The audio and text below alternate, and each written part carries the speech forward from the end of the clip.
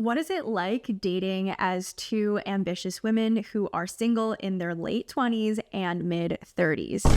Jean and I talked about dating in our season 1 episode of Tiger Sisters, and now we're giving you a dating update and also going to talk more about relationships, how we see dating apps, our formula for dating happiness, and balancing feeling hopeful and also hopeless while dating at this age. I'm Cherie. I'm Jean. And we're the Tiger Sisters.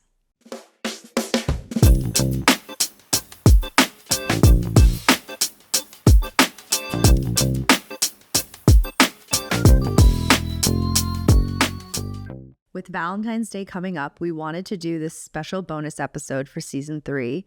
In addition to all of our amazing interviews, we kind of thought we'd interview each other. And this is a very, very highly requested follow-up to the earlier dating episode that we had. So excited to get into it. And we'll get started right after this break. Hey guys, quick break to let you know that we now have merch on sistersmatcha.com. We have sweatshirts and t-shirts that we designed ourselves. Go check it out. And please rate us 5 stars on Spotify and Apple Podcasts. These ratings are so important for the distribution and survival of Tiger Sisters podcast. Thank you for your support. Okay, so we're going to start off with roses and thorns. So Jean, what is your rose and your thorn? Okay, I'll start with my thorn. I have been having sort of a bout of SAD, seasonal affective disorder, or seasonal affective depression. I don't know, disorder, I think. But it's basically like the winter blues, but it's actually it's the clinical name for winter blues. And I remember I got it really, really badly back in Boston 7 years ago. And that was part of my calculation for being like, oh, like I should move to Los Angeles after school, like the land of where it's always sunny, basically. But this winter, and like I get like a little bit down every winter, but this winter with like the fires in LA and then just like kind of like running around and everything. And you were sick for a little bit too. And I was sick. I had pneumonia from the fires. I just have been feeling kind of like in a funk. So I've been trying to do things to like get out of it while also not being like too hard on myself. So that's kind of my thorn. So anyone else who goes through who feels like winter blues or you feel like you're in a funk, I see you. I feel you. You're not alone. We got this. Don't be too hard on yourself. Do things that are like rejuvenating for you. Yeah. And then at the same time, like what I'm trying to do is like push myself a little bit to do activities even if I really don't want to. Because I think that's like one of the underlying feelings of like when you're in the SAD, seasonal affective disorder like period, you just like kind of don't want to do anything. Yeah. You feel like nesting and resting more. Yeah, like you just feel like you don't want to do anything. Like you're like, oh, I can't possibly bring myself to do this. Or like you just feel like kind of like, when you're in your like luteal phase for women out there, when you're like, I cannot bring myself to do anything. It's like feeling like that, like all the time for many weeks on end. Yeah. So that is the thorn. Well, that's also, we have bright lights on us to simulate sunlight, which is one of the things that can help SAD. You get a happy lamp. So you're saying I should record more episodes? Jeez, just trying to put me to work. Maybe. Okay, so that's the thorn. But I have a fabulous rose, which is this past weekend, I went up to Sonoma and had an amazing weekend away with 4 of my girlfriends from HBS. And we basically like descended upon Sonoma from like, I came from LA, my friend came from Texas, one came from New York, and then 2 of them live in SF. So like we all like flew in from like all corners of the United States. So sweet. And it was just like the most like rejuvenating, like wonderful weekend to reconnect. Yeah. Like girl time is so special. Actually, one of the things that one of my girlfriends said at the time, she was like, like women, girlfriends really carry you through life. She's like, yes, there's men, there's partners, there's, you'll have your boyfriends and your husbands. But she was like, I've always said like girlfriends carry you through life. That's so Sex and the City coded. It really is. That's what Charlotte actually said before. She's like, oh my God. what if we're each other's soulmates, guys? You're so right. And, guys are just, there. Yeah, yeah. So like not only was it fun and rejuvenating and like really helped me, like I really like for not a split second, but for a moment in time, I really almost didn't go because I was so like in my sad. I was like, oh, now I have to like take a flight and like go. And like, then I was really sad it was going to be rainy there over the weekend because there was an atmospheric river, but it turned out to be wonderful. And also like what's crazy is, so the group of us, like we aren't always in like super close contact. So like we hadn't been together in person since last May. And what is crazy is how many things like life-changing events have happened for all of us in the time between May and now, like February or end of January. It's like 8 months. Yeah. But I was like shooketh. Yeah. Like major like life-changing like health events, like near-death health events, like changing of like jobs, like a changing of relationships, like so many things have happened. And it's just like, I don't know, it really gives you perspective in a way to really share yourself like so like deeply and honestly, and like tell your friends like your true everything that's going on, and like vice versa. It's just like, it's very special when you can be open with a group of women who support you and support you through, like my professor Joel Peterson says at Stanford, like he says that it will rain in everyone's lives. Like the rain will fall is what he says in everyone's lives, be that like the death of a family member, a huge health crisis. yes. And you just need to find support systems that will help you get you through the rain, because he's like, there's nothing else guaranteed except for like rain in your life. Yeah. Well, but it's also really interesting because like we shared these things with each other, but then also like on the surface, everyone's life looks like amazing. Like if you just were to be like not super close friends, but like friendly with the person, you'd be like, oh my God, like you're killing it in so many different ways of your life, and not know that like deep down there are these like giant pillars that are like changing and impacting them. Yeah.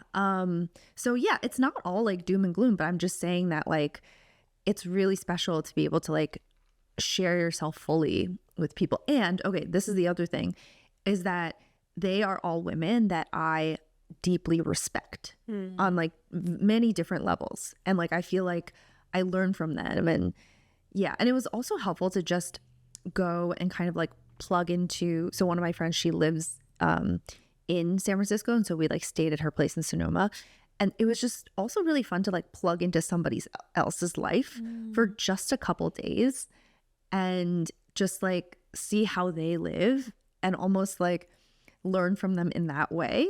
Yeah. You get to live vicariously. Yeah. A bit. To be like, oh, like, I love your interior decoration. Yes. Like, I love your style. Like, yes. Yeah. And it's also nice sometimes, I think, for them to like see your admiration of them like reflected, like you're kind of like mirrors of each other in a way, like real friends. That's so special. Yeah. So it was, I feel like a much, much needed weekend that just so happened to be like at the perfect time. And it was like a really, really good rose to like the thorn. I was really happy you went to Sonoma, and I actually told Mom about it too. Okay. And she was really narc. And she was really happy that you were going too. Oh, thank you. Yeah. Like it's good for you, I feel like, to catch up with girlfriends. Yeah. Especially ones that you hold so dearly. Yeah. Yeah. It was really nice. So how about you? What is your rose and thorn? My rose is actually similar. Okay. Yeah. It's not my like old friends, but it's new friends that I've made in LA. We have a group of girlfriends. There's like 4 of us, and we are all, the thing that has brought us together is that we are all co-founders of CPG companies. So Jean and I have founded Sisters Matcha, which is our matcha brand. We're drinking it right now. You might have heard from an earlier ad that we put in there. But so Jean and I have co-founded Sisters Matcha, and then these 3 other women who are in my like LA girlfriend group are also CPG founders, and these 3 women are brilliant, really special. We have like so much to talk about, of course, on the business side because we all respect each other, but we all kind of have different like specialties as well. Like they come from different backgrounds. One woman is in private equity, another person used to work at a larger, like much larger like food brand, and the last woman has experience working in like beauty, but at like a giant beauty company. So like it's so interesting how we've come together, and I really And then your tech, and then one was McKinsey. Exactly. Right? Tech, McKinsey. And then 2 of the women went to HBS. They recently graduated my year. So we've also bonded and talked about that. And that's actually how I know one of them. And they're also like super fit, really well adjusted, like go-getters, and super career driven. So I really respect them as people too. And I've talked to one of the women about like, we've talked about like dating and guys, and like I can just tell like they also really respect themselves a lot and have a very high bar for themselves in all aspects of their lives. And that just makes me respect them even more, because you know we were kind of talking about boys at one point and like who this girl is dating, and she was just like giving like a very no BS response to be like, can you believe he did that? And she's like, that's unacceptable actually, and like I will not tolerate that, you know. And I was just like, yes. You know, I love no BS. I love no BS. The older I get, the more I value no BS. Yeah. I really appreciate this group. And then this coming weekend, I'm actually going skiing with one of the women as well, who's brought me into her friend group here. And so I so appreciate that. And it just goes to show the power of female friendship. Yes. Well, I was just going to say, like, the power of female friendship is also, there's something really special in like the group where it's like you admire each person so much in different ways, but then also it kind of like reflects on you as well. It's like you see their beauty and their power and their like magnetism and their skills and their kindness, and then it's also a reflection on you. Yeah. It's like it gets, all of that goodness is also reflected back to you. That's right. But it's funny that you were like talking about how amazing this group of girlfriends are, because I also have like a newer group of girlfriends in LA that like the joke that we made when we like first all hung out was like, we are like basically the C-suite of like a Fortune 500 company. That's like funny. They're all like, one is like a super successful like lawyer. What, like I worked in product. One is a product designer. One is like a marketing like CMO. Like everyone is just, hell yeah, that has their own lane is like amazing. And wait a second. Don't start a company with them now because we're doing stuff, but consider it later on. yeah, but it was just like a joke that like, it was just, that's powerful. Maybe your group chat should be called the C-suite. Although that's like kind of disgusting and corporate, but like you know that Gina and I like that shit. So if you're here watching this, you like it too. So got him. Or you will like it the more episodes you watch. I'm looking at you. Okay. Wait, I kind of love this. This episode was meant to be about dating and relationships, and then I love how it's both of our roses were about Galentine's Day. Yeah. And non-Valentine's Day. Yeah. I do have a Galentine's Day planned. Oh, so do I. Actually, one of the women who's in the group of the 4 of us is hosting a Galentine's Day. See? Oh, I love that. My girlfriend is flying in from Aspen for our Galentine's Day. Are you guys hanging out on the 14th? I think on the 13th. Yes, 13th and 14th. Wait, what are you doing on the 14th? I was thinking about this. Should we do something together? Maybe. Are you busy?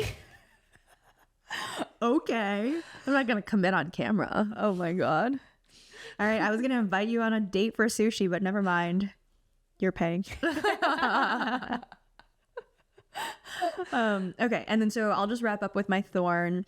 I've had, I don't know if it's like persistent or acute, but I've been having back pain. That is my thorn. She's only 29, ladies and gentlemen. Guys, this is 29. You're 1 year early. 30 is coming up so soon, and like Oh my God. In less than 6 months. Holy shit.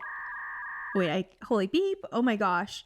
Okay, anyways, I have back pain. It was first started a couple of weeks ago when I was playing golf a little bit too like the activity was too strenuous.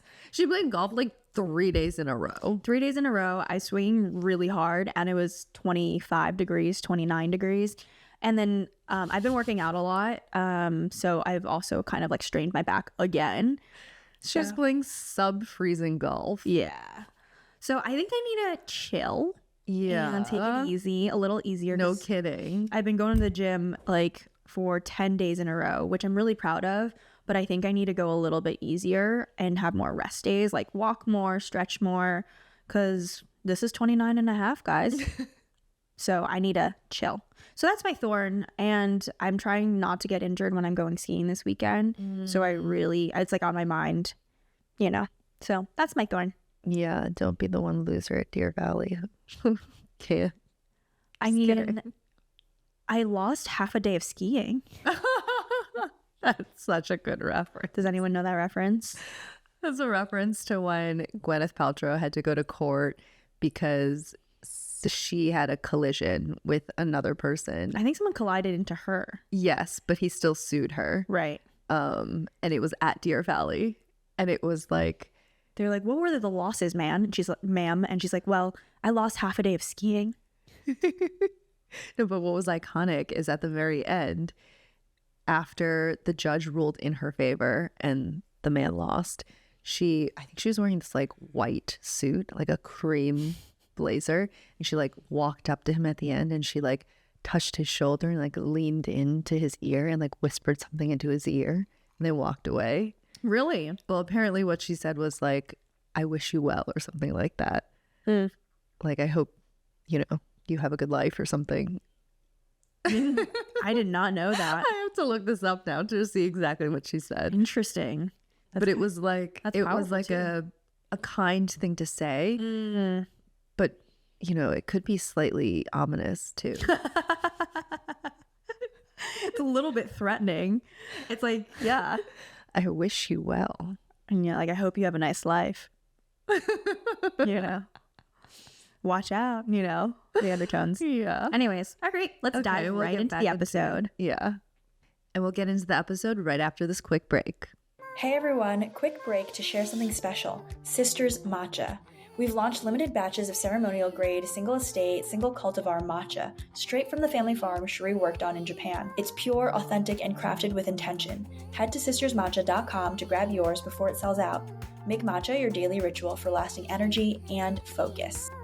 Okay, so welcome back. Wanted to dive right into this episode and give you guys some context. So Jean and I are going to be talking about dating and relationships and romance and all that stuff. But if you've been watching, season 3 of Tiger Sisters, our content is usually very professional. In season 3, we're interviewing investors, CEOs, founders, professional people.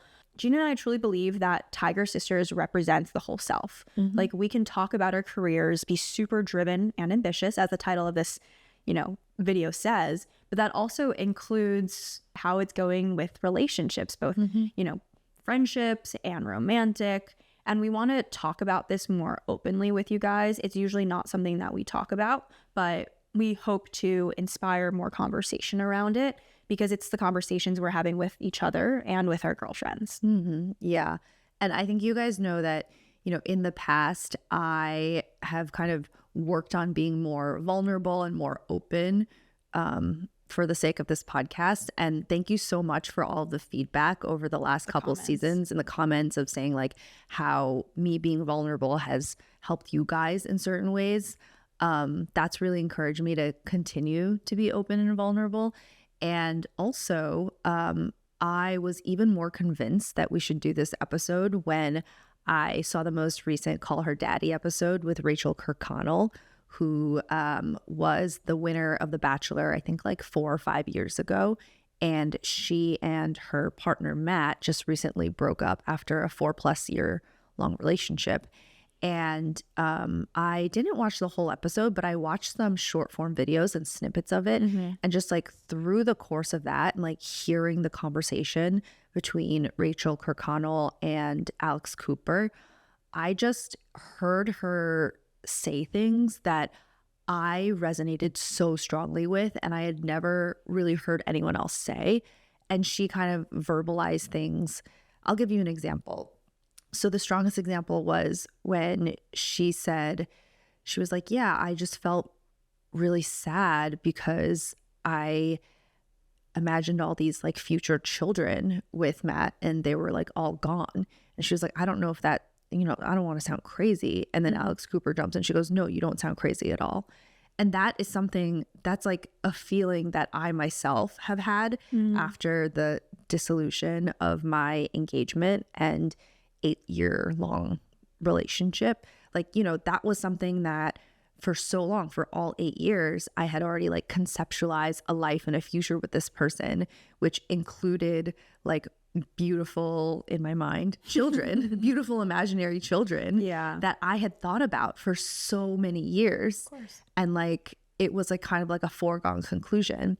And it was almost in a way like the, you know, the dissolution of that relationship and engagement. Like it wasn't just the relationship, but it was the entire future life was just like kind of like poof, like up and disappeared, including all of those like imaginary children that I had had in my head for almost a decade. So like hearing her say something so similar and then hearing Alex Cooper be like, no, that doesn't sound crazy. Like that was so powerful. Yeah. And it really touched me in a way where I was like, these sorts of conversations are important for us to be having. Like they are pretty much like equally just as important, I think, as all of the conversations we have about like career growth, learning, because, you know, your life is like a holistic picture. Yeah.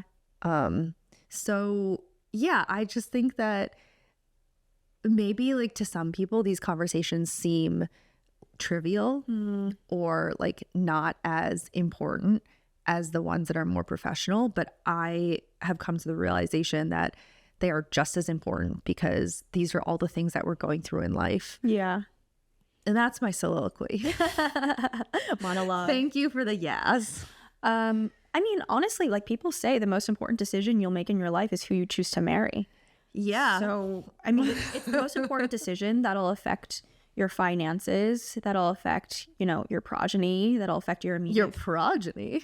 You like that? Progeny. A progeny. And it'll affect your immediate family. It affects your daily health because it's the person that you spend the most meals with. Right? Your habits too. Like what are their habits? Yeah. If you go to the gym. Yeah. Or don't go to the gym. You know, if you guys are more sedentary. I mean, it's just everything becomes so intertwined. So it seems natural that we talk about this, but I agree. Like, I don't know why in society it has become more trivialized or like seen as like, that's not a serious topic. But like, if we're going to talk about it in like kind of an academic way, guys, I bring up a formula. I made a formula. Like, I am thinking about it in a much more like structured way. Yeah. I think it gets trivialized because it's considered like a women's topic. And not to say, you know, not to bring up the patriarchy, but the patriarchy. But the patriarchy sort of like by default trivializes anything that is like considered to be like a women's topic, I think. I mean, in a like heterosexual relationship, in every relationship, it takes two, but in a heterosexual relationship, not in every relationship. Maybe 3? Is that what you're getting at? Oh, I was thinking some people say they're self-partnered. Oh, never mind. You went down the number, I went up a number. Remember Emma Watson said that a few years ago. She was like, I'm self-partnered. I was like, I think she said that in a Vogue article. That's some bullshit. Just kidding. Emma Watson. Guys, I read Vogue for the articles. Yes, sure. Like I said, there have been many, many requests for a part 2 of our dating episode. And one of the questions that we got from the mailbag, I will read out loud. From Boarding 711, they asked, I'd love an in-depth analysis of what worked and what did not work in past relationships to help inform the future. Great question. Thanks Great for asking. question. It's only something that I've been thinking about every single day of my life. And now I have a platform to talk about it. Yeah. And so funny, actually, after our first dating episode went out, I think there's like close to like 15,000 views on that episode. Like a lot of my Stanford friends actually like messaged me. Oh. Because I think they were like, they wanted the tea. They like wanted the juicy, the sip, you know? Okay. So this is part 2 of that dating episode. I just thought it was funny. I have been doing a lot of reflecting, especially as, you know, the new year just happened. And I was thinking about like, what do I want for 2025? I want to be more intentional with dating. And so I've been reflecting on my past relationships and I've come up with a formula for happiness.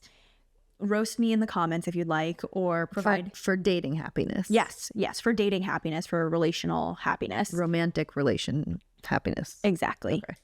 First of all, this is personal. Like, I don't know, you guys can listen to it and maybe if it resonates with you, you can put, you know, adapt it to your life. She said results may vary. Results may vary. This is not my professional opinion. This is my only, you know, my only lived experience. But so I'll give you guys the formula. And I also like don't know if a formula is like what you need for love. Like it seems like love and an equation inherently do not mix. Well, I think it's just for you, it's helpful as an exercise to have a structured way of thinking about it. Yeah. As opposed to feeling like, I don't know, there could be like 50 million inputs. And how do you know what's actually important and what's not important? And this is the way you've come up with this formula is through your experimentation of dating and what you've learned from your past relationships. And then this is like a very structured way for you to apply your learnings, to like summarize and then apply your learnings going forward. It's honestly like guardrails, I feel like, because I'm like, I kind of need these things to feel fulfilled and happy in a romantic relationship. So here's the equation. On the other side is happiness. Happiness equals, and it's 3 things that make up this equation. The first thing is stability. Second is what I'm calling juice. And the third is an X factor. So stability are all the things that I feel like I need to feel very like safe and cared for in a relationship. And a lot of these things are what some people might call baseline, but I have since like put a label on it and a name. I'm like, okay, these are the things that I need. So I feel like an example of stability is like feeling prioritized, being like considered in decisions, picking me up, dropping me off, like taking the initiative to plan dates. I want to be thought of when we're not together, showing me that we're thought of. These are like things that make me feel very safe in a relationship, psychologically safe and also physically safe. And I think in my past relationships, I had felt not prioritized. It felt really bad. We had really good chemistry, juice, which I'll get into. But like, I don't know. I just like didn't feel like they put as much time and energy into the relationship as I was. So that's stability. Jump in if any questions. I'm absorbing. Okay. And juice is, I don't know if I need to explain this one. It's just chemistry. It's just like, are you vibing with someone? Why are you calling it juice? That's what my therapist called it, actually. Oh, okay. Like I described it to him and he's just like, that sounds like juice. And I was like, okay. Do you not like that word? It's unusual. It's memorable. It's memorable. Okay, so we'll go with that. Yes. So Juice. But honestly, like I wrote down all the things that are like juicy to me, and I want to like clarify that like none of the things that I listed were physical traits. It was all like very much like, am I intellectually stimulated? Do you have a good sense of humor? Like, do I feel like very connected to you right now? So juice is just attraction? It's attraction. I do think it should include physical attraction though. Yeah, of course. Yeah. But I guess when I first thought about it, like none of the things were about physical attraction, but that needs to be added.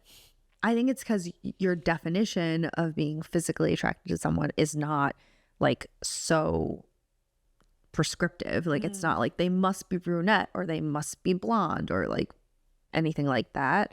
So I think it's just being attracted to someone. Yeah. Physically attracted, whatever it may be. Humor is a really big part of what I find attractive to. And so having a good sense of humor is definitely part of the juice.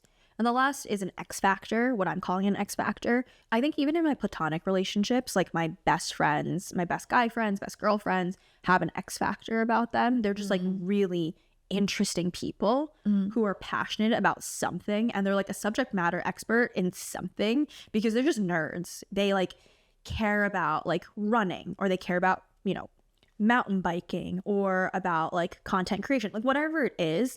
Like I think my friends are just so interesting, and I think dating people who are also interesting and have hobbies and are not just focused about work is something that I've found very stimulating. How are you going to like apply this formula? I'm actually like have already started applying this formula like day to day in like my interactions. Like I've gone on like 2 dates, and I kind of see where I feel very fulfilled in the formula and where some things are lacking. And actually last night I went on a date, and I didn't tell you this. I didn't tell you this part, but we actually had a conversation where I felt like part of the stability was lacking with this person because of something they had done on a prior date. And you told them? Well, they had asked me like they had asked me like, I don't want to get too many details here. The conversation led to us talking about it actually. And I was like, oh, I didn't feel so great when this happened actually. And I was like, it's also part of my formula, which I like mentioned. I'd mentioned it to him, so he was familiar. And I was like, I didn't feel like super like comfortable. She had given him a rubric. I had given him a rubric, and graded him against it. Sorry, not exactly. She gave him, she was like, these are the areas in For which improvement you will be evaluated against if you want to be promoted.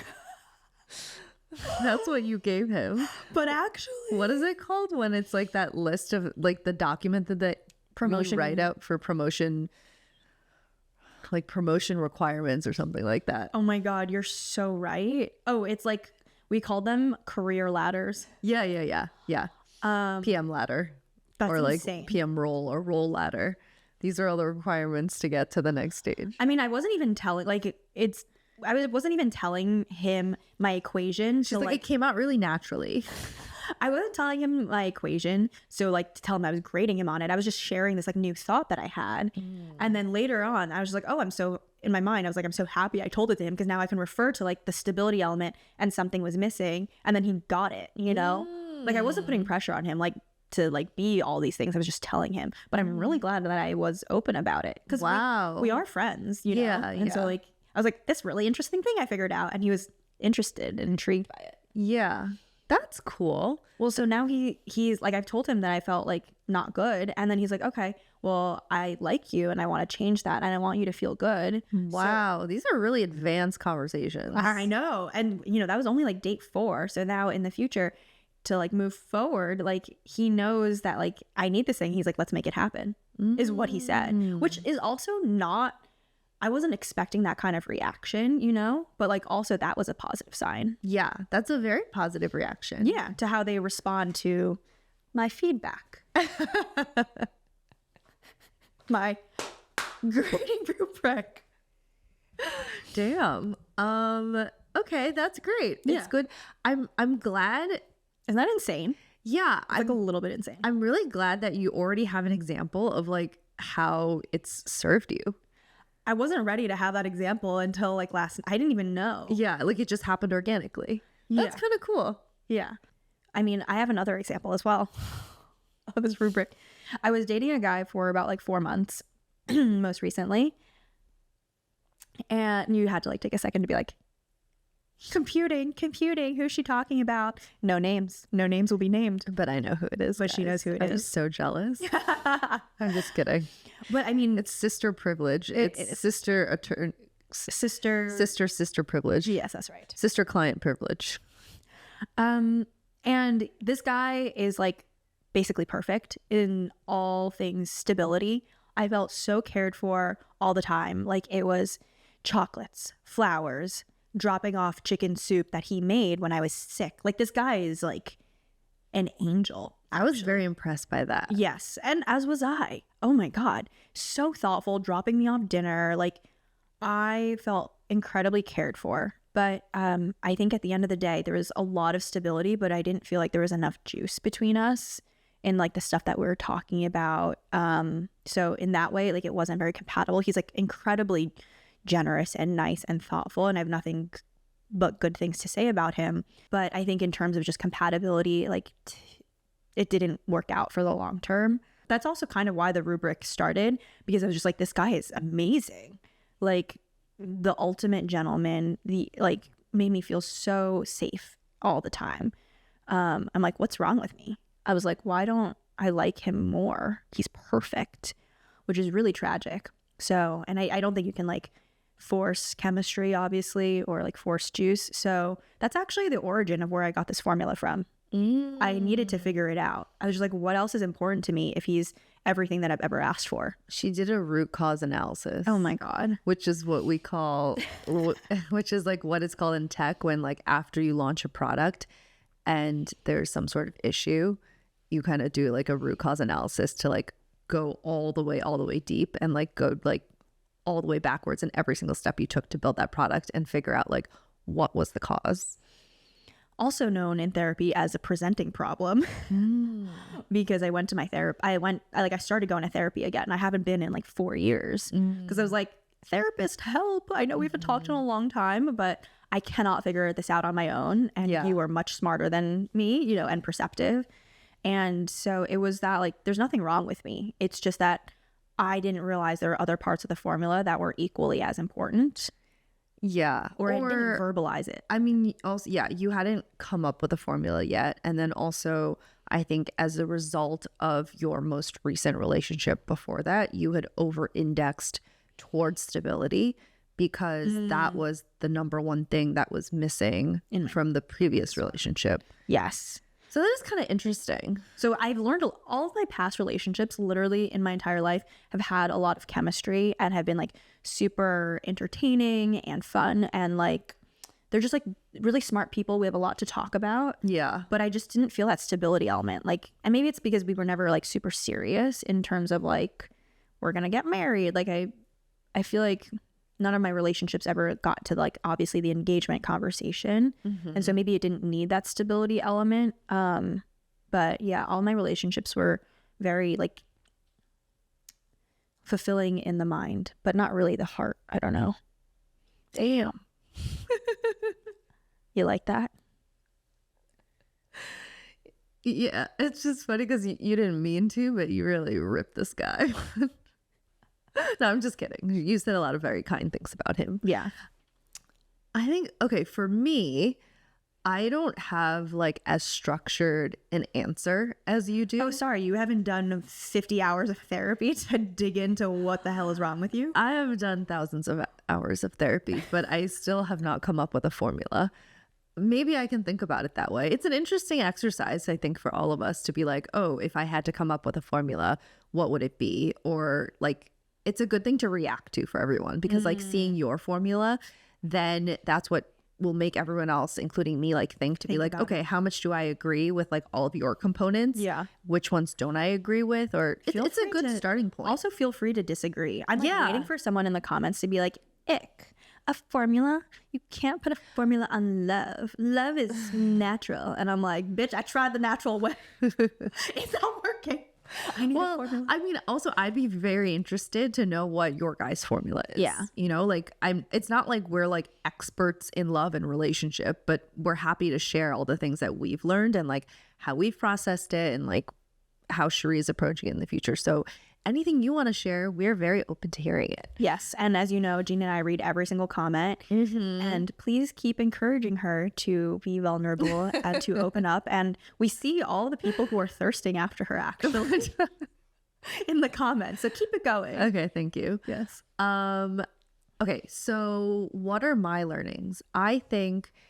So one, I'm coming at it from, I'm 7 years older than Cherie. So just by definition, I have had more experience. And I've also had a very long relationship of 8 years that ended last year. So I think that's also like the main differentiating factor between like our history is that I've had that like super long relationship, you know, went through everything, like got engaged, like thought that was the person that was going to be my like forever life partner for a long, like thought that for a long time, quite a long time actually. And I think like, I don't know if this is going to come across sounding really, really, really basic, but I think my main learning from that was that it kind of all goes back to your values and what your own values are, understanding the values of the other person, and then understanding what the combination of those two are and how that plays out in a life together, and like all of the sort of like major life milestones and circumstances you may face. So that's kind of like the broad strokes of it. And it's not just that, it's not just like understanding your own values, but I think like really taking the time and like an annoying like effort to sort of like interrogate that and like interrogate yourself, really like interrogate yourself, interrogate that person, and then like interrogate that combination. Yeah. And like really like hold it up to the light and like cross-examination and be like, Stress test it. yeah, like yes, like does this really make sense? Because I think it's so easy. Like for me, I would consider myself to be a lover girl. Like Romantic. Yeah, I'm like very romantic. Like I think it doesn't like present that way necessarily, especially on this podcast, because this podcast is mostly about like professional stuff. Yeah. But I am like deeply romantic. Aww. And I feel like I don't know that about you. yeah, because like I feel like also like within our relationship, I'm more the big sister. Yeah. So like I don't tell you everything, but you tell me everything. Okay. I'll just get up and leave now. Excuse myself. Well, it's just like you haven't known me my whole life, but I've known you your whole life. Oh. Just keep punching me while I'm down. I got it. So, okay. So what I'm trying to get at is, what am I trying to say? Is that I thought that like being deeply in love with someone and vice versa, and also like being best friends and like building up your life together was the formula. Like I thought that that was all that it took.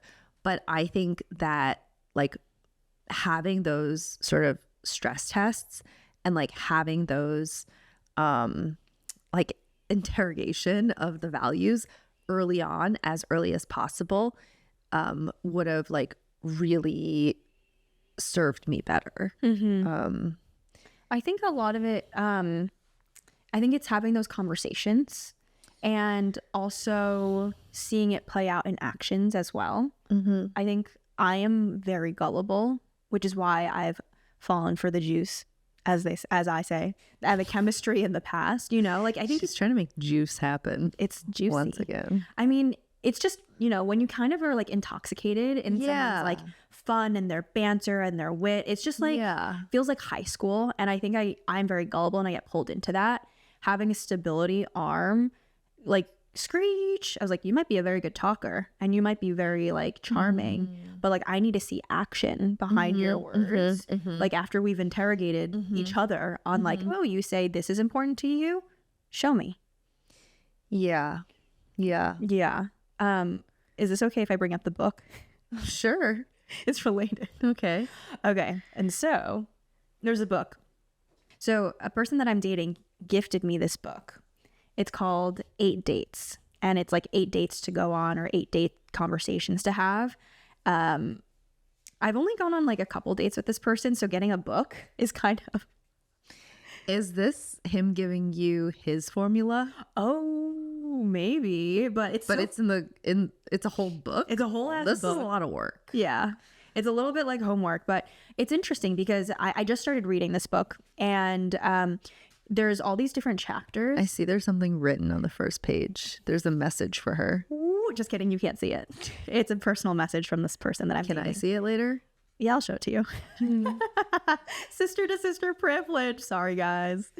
But you know how it is. Like, he wrote me a personal message. But these are, to your point about interrogating a person, the whole philosophy about this book is that there are 8 dates, 8 conversation topics you should have. And it's whether you're in a relationship now or like married, like for all stages, like these are things you should talk about to set, ground understanding and also come together, reignite, whatever. But here are the different dates.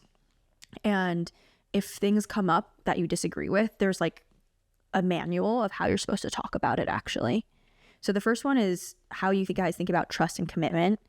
The second is how you guys address conflict. The third is on sex and intimacy. But how are these dates? Oh, they're like topics to talk about on each date? Exactly.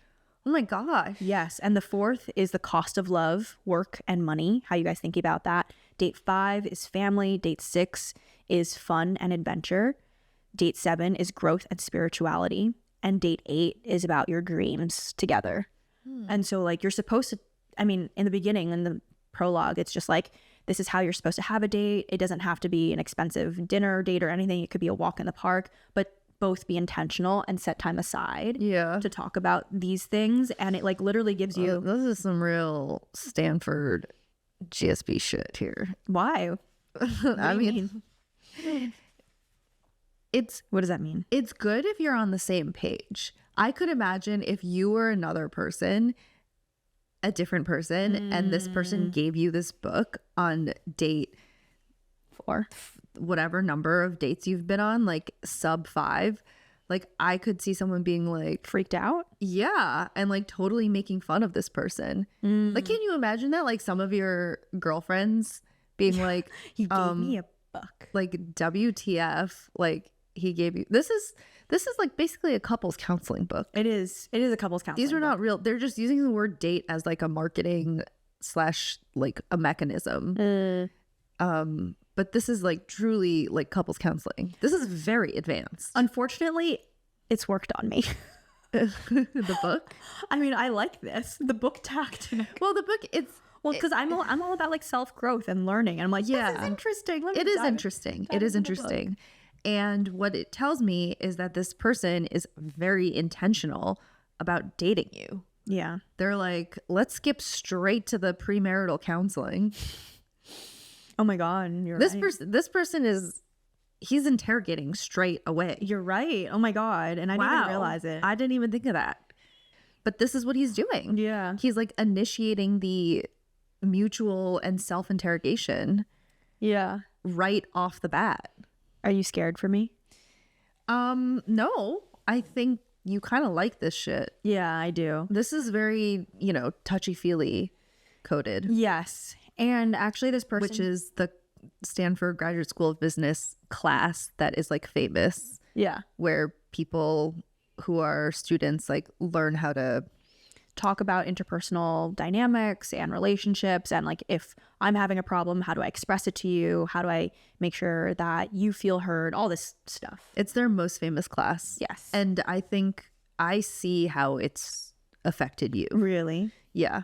Wait, did I ever tell you that? So one of my ex-boyfriends went to Stanford GSB, and he told me, this was like back in like 2012 or 13, he like sent me notes from this class and was like, this class changed my life. Wow. He was like, you would love this class. Like it changed my life, full stop. Yeah. And that was why I wanted to go to GSB. We'll see how that turned out. She was rejected from GSB, but I went and she got to live vicariously through my TikToks. She was rejected from Goldman Sachs twice. She was rejected from Goldman Sachs twice. And she was rejected from Stanford School of Business once. But look at her now. Look at her now. Yeah. But you know what? I might go back and be a lecturer. Yeah. Be a professor. Yeah. One of my good friends is now a lecturer there. Yeah. Which is so cool. She teaches a class at the GSB. It'd be fun. Wild. It'd be fun to co-teach a class. Me and you. Whoa. Tiger Sisters takes academia. That could be cool. Really fun. That could be cool. It would just be this. It would It would literally just be this. We would just sit at the front and I'd be like, shoot the shit. hey kids, you want to know about dating? Here's a formula.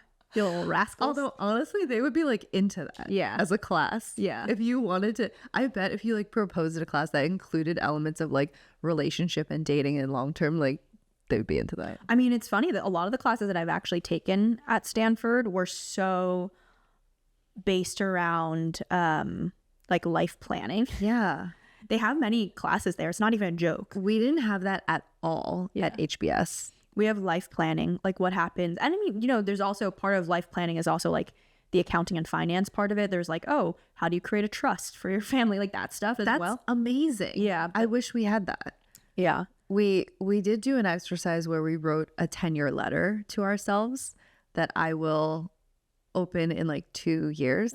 But this past weekend, like one of my girlfriends in Sonoma brought up, she was like, God, this like 10-year letter. She's like, I'm just gonna like rip myself apart when I open it. Because, well, not in like a joking way. Yeah. But she was like, it probably says like, you're a billionaire who has like exited 5 companies and like you live on the shore of, you know, like the Floribama shore with your like 7 children. Like she was just kind of like Starry-eyed. Yeah.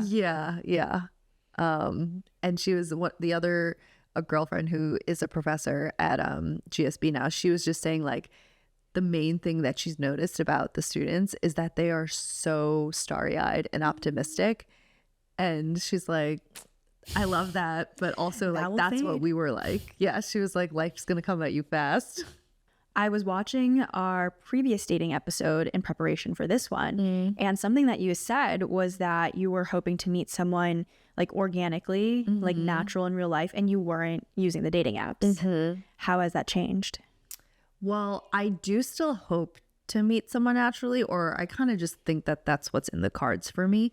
But one of the sort of like New Year's resolutions I'd given myself, well, as you guys may remember, I make like every year like a list of goals that I have, and they can be like some really small goals or some are stretch goals, and it's called like the list is usually called like, you know, 35 things to do while 35 or whatever, but then I actually write like 70 things, so then if I achieve half of them then it's 100%.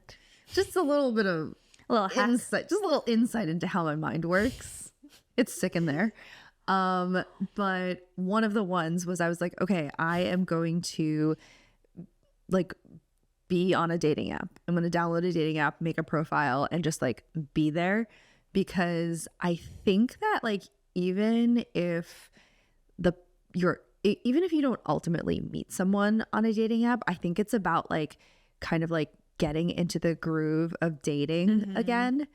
And so downloaded Hinge, so that's where I've started, and I just feel like it's a mixed bag. Yeah. Okay, so one thing I'll say, so first of all, I haven't been on Hinge in like 10 years, and the premise has totally changed. Hinge it was called Hinge because you were connected with people who you had friends of friends in common with. That was the whole premise behind the entire app and the whole name. Yes. And like why it was useful. Yes. Because it was through a connection you had. Anyway, that's totally out the door. So it's like basically No pun intended. Yeah. The hinge is gone. Yes. The door, it's off the rails. Yes. There's zero hinge. It's non-hinged. It's unhinged.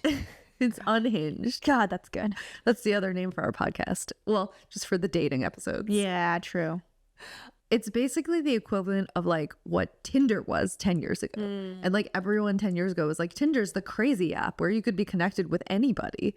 And that's what Hinge is now. It's the same thing. That's true. Remember? Yeah. Yeah. Well, but Well, I guess the vibe is young different. back People then. say Tinder is for hooking up. I don't think Hinge is really for hooking up. I guess not. I don't know. But like what it feels like to me using Hinge is, this is what I told my girlfriends. It's as if you were to like walk into the middle of Times Square in New York City, stand there, and then talk to every single man or woman, but whatever your flavor, crossed your path, and then like consider them as an eligible romantic prospect. Well, if you pay for Hinge, you can also put in filters though. The filters are not filter enough. There's not enough parameters. Oh, really? Yeah.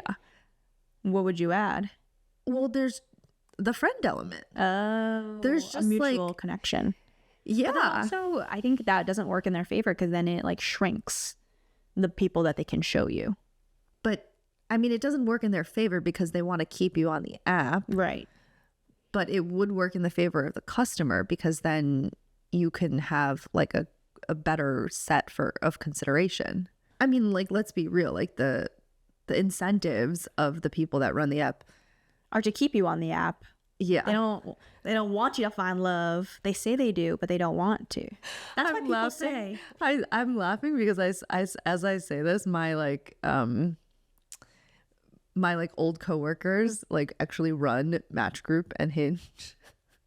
Well, if you're listening, we have some feedback. So, but actually that's what people say, not to bring the professional element in here, but this really famous investor named Andrew Chen from A16Z, he says he will never invest in dating apps because the model is completely messed up where like the outcomes of the customers, the positive outcomes lead to less time spent on the app. So he will never invest in a dating company.